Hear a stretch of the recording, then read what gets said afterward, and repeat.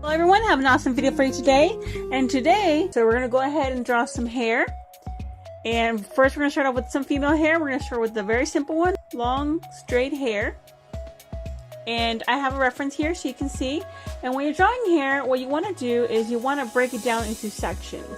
Okay, now I'm not going to be going by 100% from the references, but I will be getting influence from them for their styles of hair. Now, one of the places that I like using my references is Pixabay.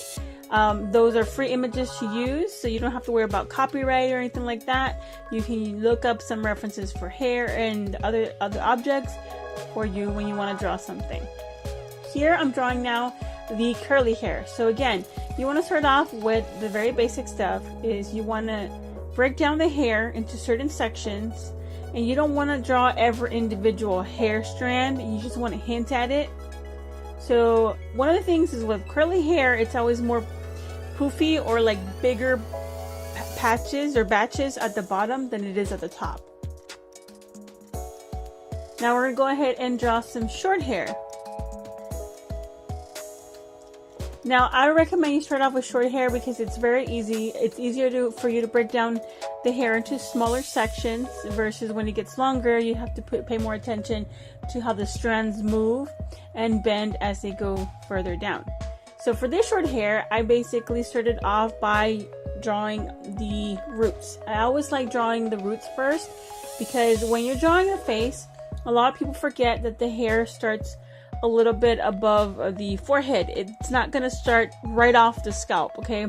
You have a part that goes down and then the hair is over your scalp, so your hair is going to go above your head shape.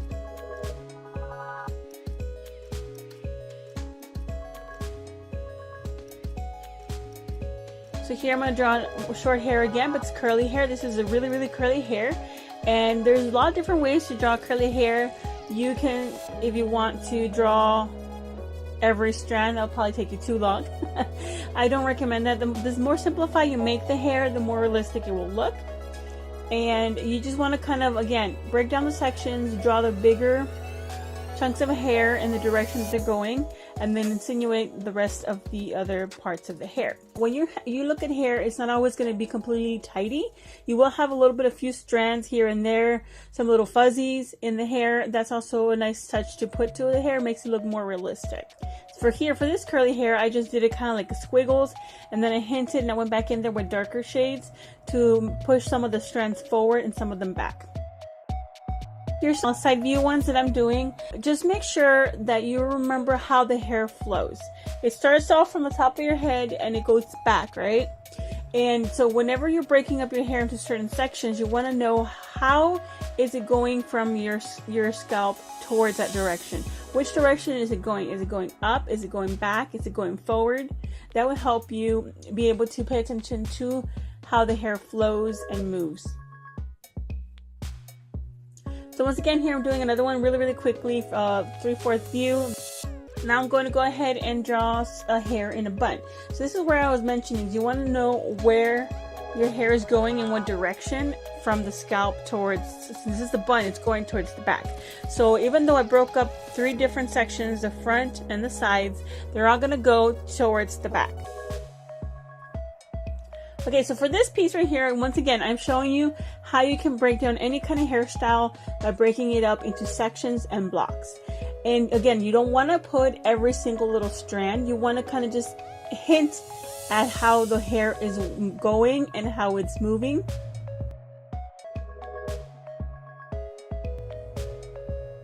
Just like when you look at a braid, you want to just draw the big chunks, and then you're going to draw a few different strands to hint how the braid is basically being braided, like how the hair is going into the shape that it's formed.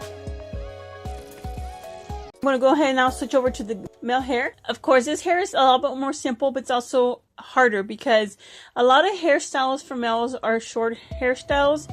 It's pretty much almost right along the shape of the skull. Because sometimes if you don't do it high enough, it'll look weird. Like if you make it too flat, it just won't look right. So I would suggest just experiment with drawing the hair left or right, or even going in front of the face. These are just examples. I would recommend you practice so you can know kind of how the hair flows, and then you can go ahead and create your own hairstyles based off what you learned. So here I'm doing the curly hair, just like I did with the girl's long curly hair. I just kind of insinuated some of it in some blocks of the hair. I didn't go into much detail, and I made sure to add some of the little frizz to make it more alive, more realistic. And I'm doing one more here, a little short hair. Just showing you how when you're drawing it from the forehead, you don't want to draw every single little line of the hair. You want to leave some gaps.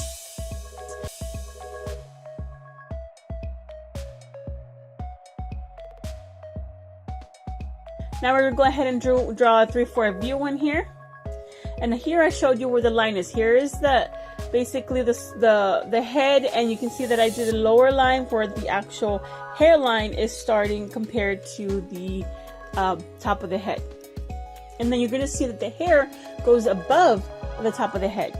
So you want to keep those few things in mind. Is whenever you're drawing hair, you want to break it down to the most basic shapes, follow the direction the hair is going, and you want to go ahead and make sure your hair extends above the top of the head, because it's not going to be flat unless the person's hair is wet, and the hairline always starts a little bit below.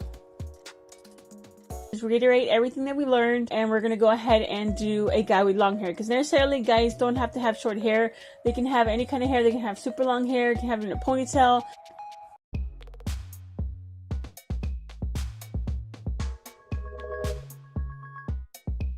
So I hope you all enjoyed learning how to draw hair. I didn't get a chance to do facial hair because I ran out of time, and I even kind of like missed some of the footage when I was drawing this last one here, which is one of my favorites.